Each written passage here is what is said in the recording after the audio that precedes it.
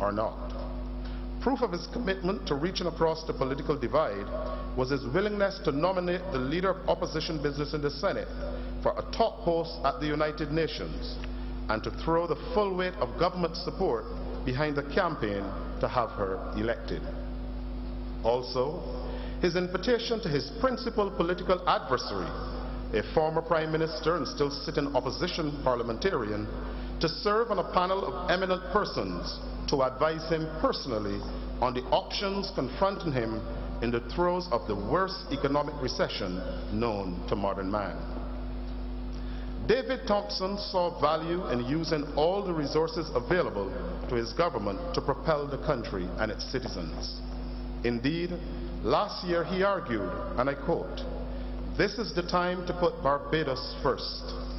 Our position is that any and all ideas advanced for grappling with and surmounting current challenges will be embraced and pursued no matter the source." But David Thompson was also a politician in the way we define politicians. His platform oratory was a drawing card at DLP mass meetings. He was aware that invective was part of a political armory. Yet he would use private moments to temper criticisms and attacks on opponents, always mindful of the impact of words on the relatives and friends of those he criticized.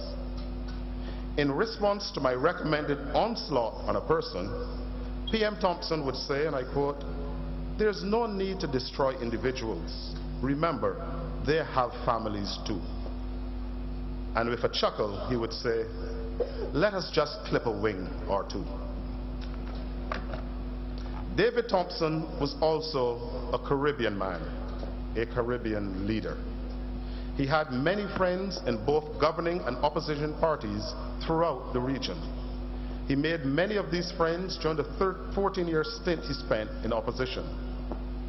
As part of his preparation for the office of Prime Minister, the chief, though already a parliamentarian with 8 years ministerial experience, including that of Minister of Finance, adopted the posture of a student of politics. On his own recognizance, he journeyed across the Caribbean, observing election campaigns and other political developments. Whether it was Sandy Point in St. Kitts and Nevis, over the Dry River in St. Vincent and the Grenadines, Road Tongue in Tortola, or New Providence Island in the Bahamas, David Thompson could be seen on the campaign trail in all these islands, clad in jeans and t-shirt, and taking copious notes of the right and wrong of election campaign strategy.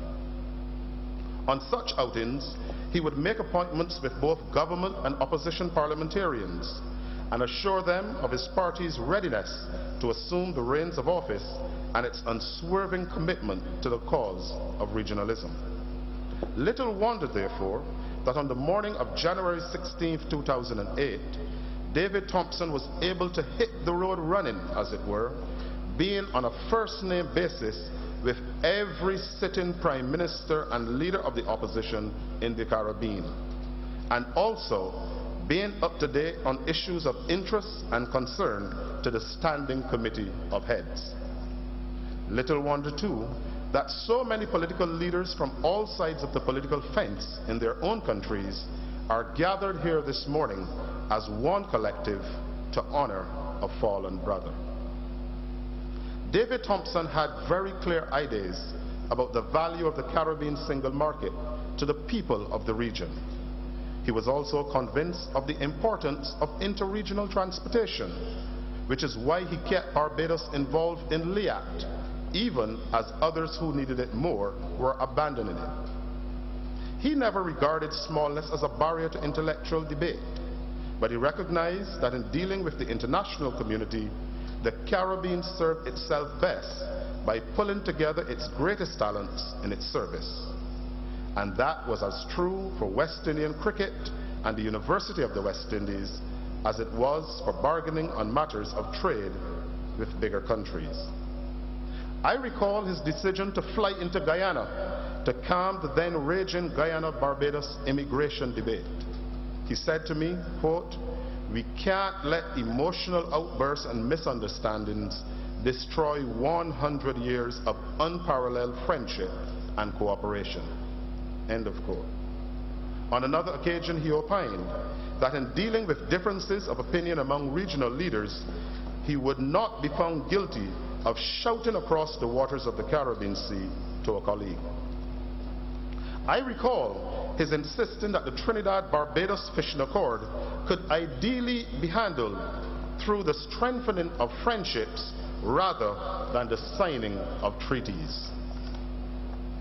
As a product himself of the University of the West Indies, on whose campus he made many West Indian friends and exchanged ideas, dreams, and visions, Mr. Thompson was deeply committed to the preservation of the university and its continuing capacity to produce alumni who would help the Caribbean to compete successfully with the best in the world.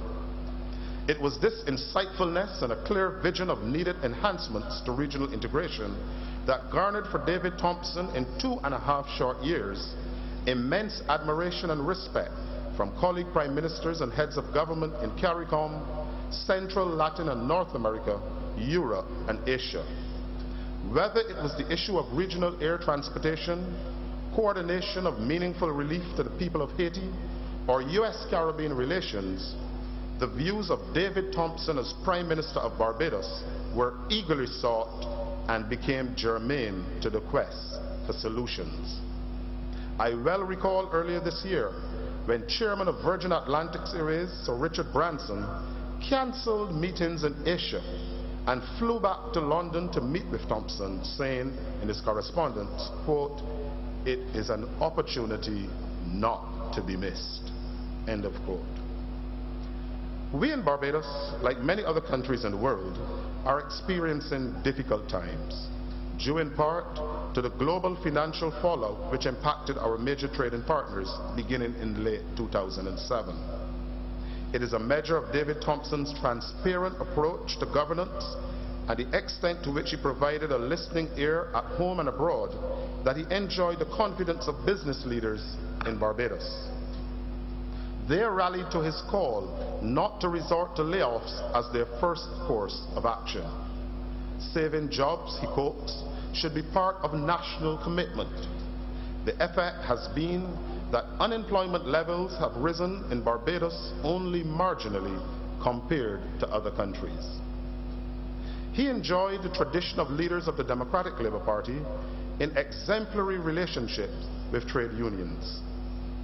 Indeed, both the business sector and the trade union movement credit him for his role in establishing the first social partnership when he was a fledgling Minister of Finance in the very difficult early 90s. Over the last few days, as all sections of our nation poured out their heartfelt sentiments about David Thompson, it became abundantly clear that they knew that his principal characteristic is that he was a humanitarian. His time and interests were extended to both the great and small of our society. He lost no opportunity to attend the humblest of functions if he thought his presence would serve as encouragement to others. Indeed, this public accessibility which David Thompson afforded helped him considerably in coming to grips with the everyday needs of all. In his just over 1,000 days in office, he attended more private functions and events than any predecessor did in a full 5-year term. It was as